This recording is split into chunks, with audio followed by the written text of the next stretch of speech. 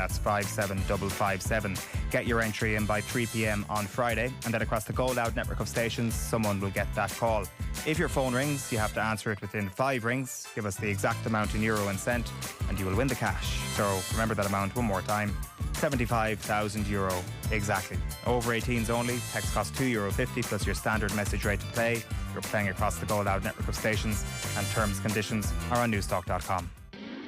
The Football Show on Off the Ball. With William Hill, you can boost your winnings on every game with new Bet Builder Extra. Only with William Hill. Download the app today. 18 plus gamblingcare.ie. This is News Talk. Right, and it finished Republic of Ireland 1, Slovenia 0 in Parc this evening. Ireland have basically now missed the opportunity to qualify automatically for League A and now go into a draw for the promotion relegation playoff. And that draw takes place on Friday. The games will be played in October. So it's going to be Austria, Iceland, Denmark or Belgium who Ireland will be playing in that two-legged affair. Pleased to say that former Republic of Ireland player Méabh de Búrca is with us on the line to discuss. Méabh, how are you doing? Good, not too bad now. Just back from Parc. It felt like Slovenia were pretty content to sit back and gamble on the fact that Ireland weren't going to be able to score 4 goals. And I think even without seeing how the 90 minutes played out, it was always going to be a smart enough decision to operate in that fashion. Yeah, I think so. We saw like that a much changed game plan from the Slovenians, happy enough to soak up the Irish pressure. I think Ireland did well to nullify any kind of attack I think Slovenia had at the same time, but just ultimately I think Ireland weren't probably clinical enough because they had a lot of possession in the Slovenian final third, but just apart from that, obviously Saoirse Noonan finish, otherwise weren't able to put the ball in the back of the net. It still feels that Ireland's greatest threat at scoring a goal is set pieces, crosses, long throws. Is that fair to say? Yeah, I think so. That's how we created a lot of the chances. I think today was definitely we had a lot of corners, chances from corners, and cross-ins as well. Trying to get our head on the end of it too. Some of them, Carusa, I think had a good chance in the second half in particular as well. And yeah, it seems to be the way we're trying to play. I think, or how we're best creating the chances, like you said. Is that progress under Carla Ward, or is her style of play still coming to fruition? Because it did feel like the last experience in League B, everything was just much easier. Opportunities were being created far easier. And look, I know the stats line says 18 shots tonight, but it didn't feel like there was a whole pile of clear-cut chances, and it didn't really feel like Slovenia were under massive pressure in terms of conceding more than one goal.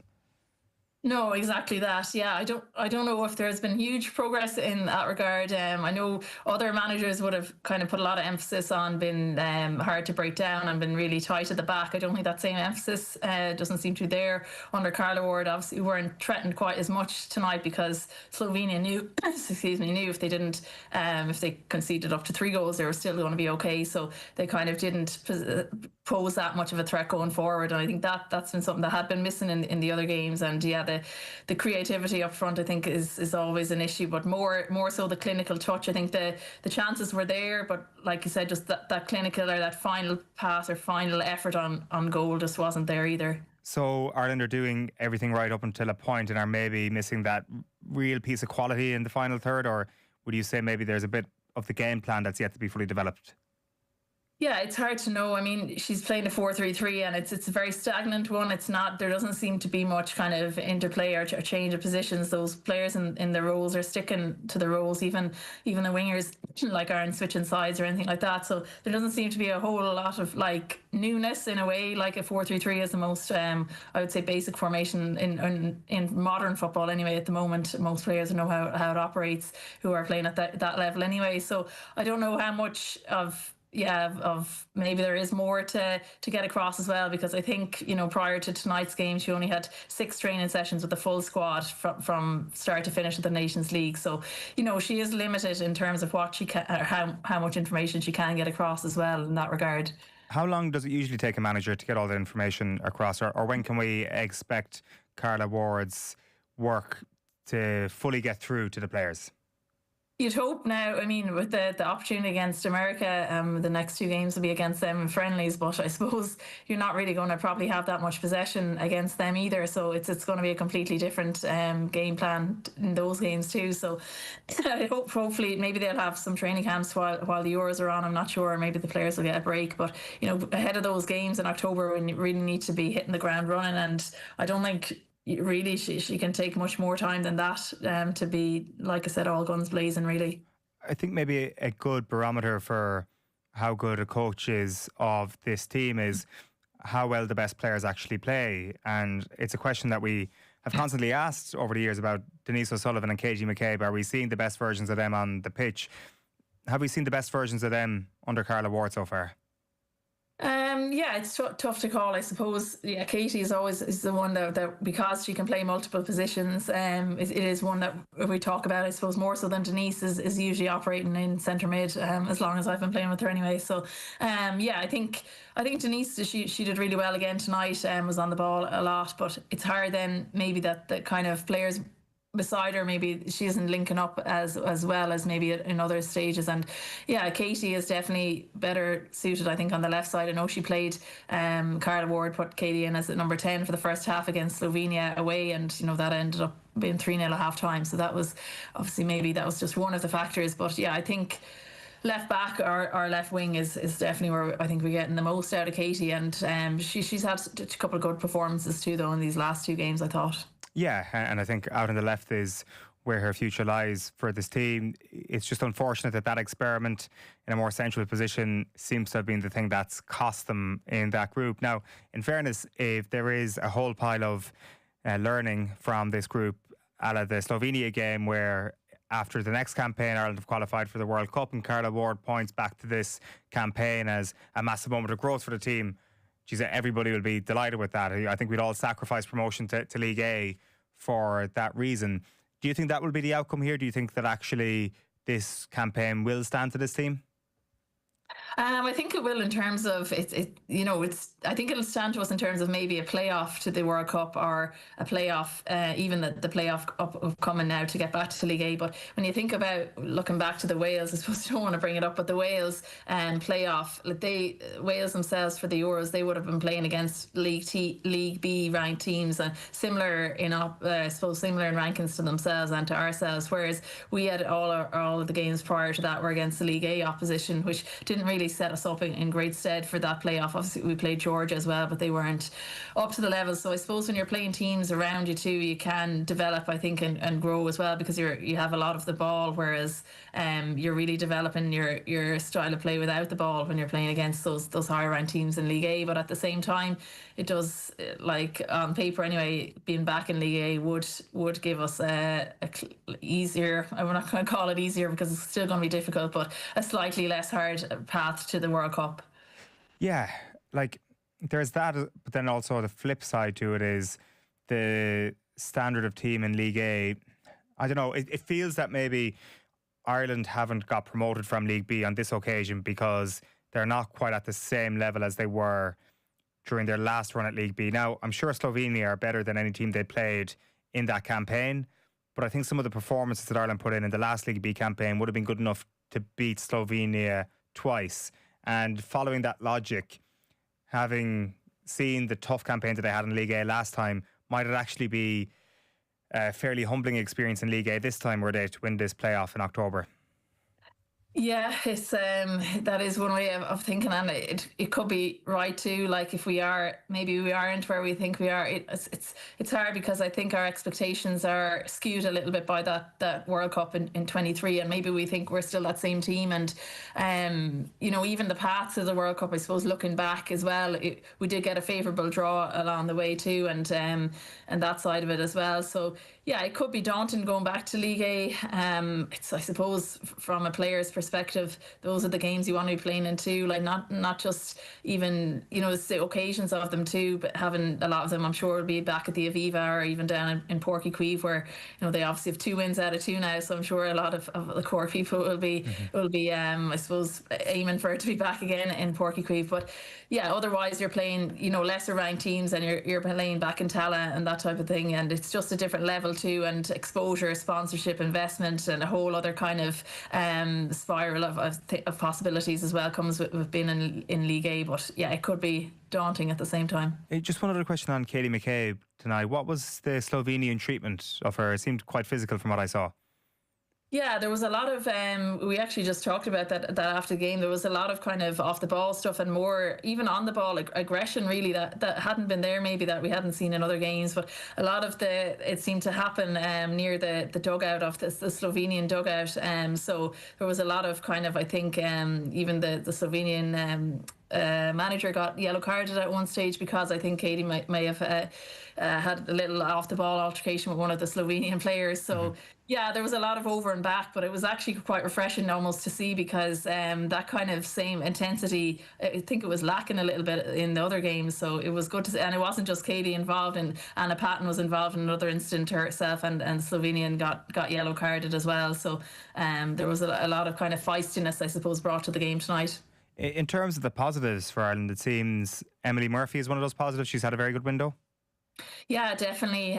She got her first senior goal on Friday night against Turkey, and then she got a player of the match performance tonight, and I think it was probably her first 90 minutes that I recall anyway, and she seems to have really pushed on since she joined Newcastle. She'd been in America prior to that, and I think she's kind of settling in now to life, as a professional too, and she's very dynamic, I think, going forward. She was playing on the right wing tonight, but she was back covering back in around the right back area at times, and she was over on the left.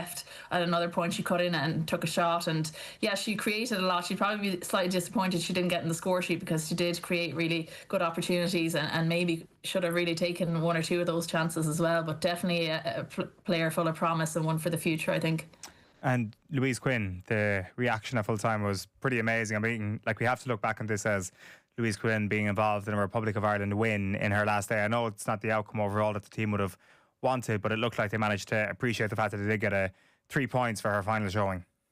Yeah, it was really nice for her to be able to just kind of just send her off on a high like that with 3 points and a victory as well. And it's just great because she's had such a career. It was really nice to see her ended on the pitch as well. And a lot of us thought she might be thrown in as a centre forward, but Carla put her in at centre back, and it was kind of thrown it back a little bit, because I know she's been out of action with her injury and that. So it was nice for her to be there, and her young family too. They were with her as well, and a really nice send off. I obviously played with Louise for years at country level. I played a year in Sweden with her as well, and so I got to know her a lot. And yeah, she's a real professional, and just a credit to herself and to her family and all the clubs as well. She obviously started out in Ireland, and at the latter end of that played with Peamount and played the Champions League, and she's really been a great ambassador for the game as well. So yeah, very nice to see her kind of go out on a high anyway. What do you think's next for Louise Quinn in her life? It feels like she'd be delighted to get involved with coaching in some capacity or stay involved in the game. Yeah, it's hard to know. I'm not even sure if she knows herself, to be honest, because I think she was asked that question tonight, and she wasn't given any definite answers anyway. But yeah, it'd be a shame for her not to stay around the game, because so much knowledge and that it would be really good to see her involved in some capacity. Not sure if she has taken on any coaching badges or that at the moment, so I don't know if that's an area she'd be involved in, or some kind of capacity anyway, hopefully, because she'd definitely bring a lot to any team or any kind of coaching our team environment, I think. We have a bit of audio from Carla Ward here talking after the game. Here she is speaking about Louise Quinn. Look, it's been a really good but emotional few days for everybody. I think everybody knows Quinny's a nation sweetheart. She's a legend. She's somebody that everyone admires. So we just had a few words, and she basically just touched on to the next generation that what it's meant to her to wear the shirt is the proudest thing that you can ever do as an Irish person, and make sure that you do not take a single minute for granted, because, she never did. So it was more passing on, and I thought it was an unbelievable message to leave. It's a broad enough question, Maeve, but to you, what made Louise so special? It's a tough one, yeah, to know. Like I've kind of been through it with her almost as there when she made her debut back in 2008, which at times only feels like a couple of years ago. But looking back, obviously so much has changed, and she's kind of, I think, a trailblazer in that regard. She went out and pursued a professional career early on, when it wasn't really a sustainable career for a lot of girls at the time, and she stuck with it. And she was really, I think, just so professional in her approach to everything, in her preparation before, after, during games as well. It was really kind of it was great to see, and I think that's what really stood the test of time and made her into such a good player. I think was, a lot of players, like, although she did have a lot of talent, a lot of players might have had more natural talent even than Louise, but she really worked hard, and she made the best of what she had, and she was such a talent. And even, I think she was fourth maybe on the goal scoring list, I think, for Ireland as well. So she 15 of her 16 goals came with her head. And even I remember back in Sweden with Eskilstuna United, we just used to throw it into towards the box, and Louise would get her head on most of them. So but that aside, even off the pitch, she was a great character to have, and a leader around the dressing room as well. Her debut was a friendly over, and it was a win over Poland in John Hyland Parc in 2008. Yeah, well, I googled it there just to, I remember to back up. She came on for a few minutes for Niamh Fahey, I think, in that game. If I remember right, it might have been my first start in that game. I can't recall exactly, but yeah, it was, there was probably like maybe 10, 20 players or supporters at the match. I remember the pitch was just, we walked out, and there was no, we walked from the dressing rooms onto a gravelly path. I still remember it, like, but you'd still get the same butterflies as you would walking out in the bigger stadiums too. It's still, and Louise said that there is the best shirt you can wear, is the Ireland shirt, and she always wore it with such passion and pride, and she left everything out there. That's one thing that you always got with Louise Quinn, was she always gave 100% what she had on the day, and it served her really well, like I said. So you were on a journey together, really, starting in a similar place, kind of blazing that trail with regards to being footballers who went abroad, who went to the Swedish league, something that was still fairly novel at that time. So I guess it's a shared journey in many ways, Méabh?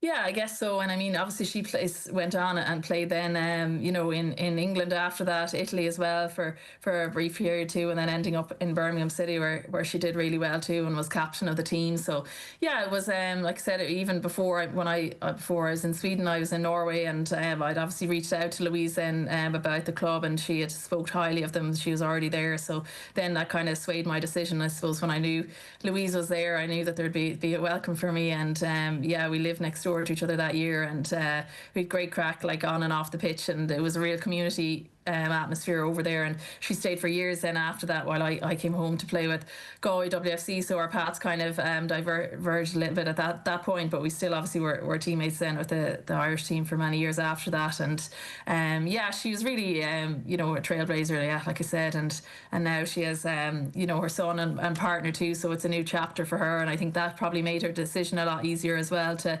walk away into that new chapter. We might have another listen to another Carla Ward clip here, speaking after the game. It's got to be immense pride for the group. I think we asked, after the Turkey game, we made not just the Turkey game, but we looked across the 4 games, and out of possession we wanted to tighten up, we wanted to close the gaps, and that was number one. We wanted to leave everything out there and wanted to make sure that we still play with an aggressive way on the ball and be really attacking in our play, but off the ball, tight, compact, and we did that. And look, we're still building. Like I said, we've had 5, which is crazy to say, but through this entire campaign since I've come in, we've had 5 training sessions with the entire squad. So to be building in the way we're building and to finish the way we did, I said to him then, we couldn't have done any more other than put a couple more goals in. But look, we've got to be proud of that performance. That was an Irish performance. One last question, Méabh, before we let you go. That draw that's happening on Friday, Austria, Iceland, Denmark, Belgium, like, on the face of it, it looks like a fairly strong opposition, no matter who they draw there. But I presume there are levels to it as well. Is there any team there that you'd like to see Ireland draw? Probably Austria, I'd say. Well, mainly, I mean, they haven't qualified for this summer's Euros, so you'd hope on paper that they might be one of the teams you'd like to face off against. Iceland still haunts me because we played them in the Euro 2008 playoff, and we lost against them over on a frozen pitch in Reykjavik. So that meant that we didn't qualify for the Euros in 2008. So, but I think maybe, I mean, also Reykjavik is a nice place to go to. Maybe they'd like that trip. I don't know. But no, I think Austria, and to be honest, if I was picking, would probably be the one you'd want to face there, maybe. But they'll be up against it, I think, whoever they get in the draw. Well, if it is Iceland, we'll make sure to get you back on to do a deep dive on that nostalgic moment for you in 2008, Méabh. Listen, thanks a million for your company this evening. Appreciate it. Cheers, thanks. Méabh de Búrca there on the line. Still plenty more to come this hour. We're going to be chatting to Anthony Nash, who was a coach with the London team that won the Christy Ring Cup on Saturday in Croke Park.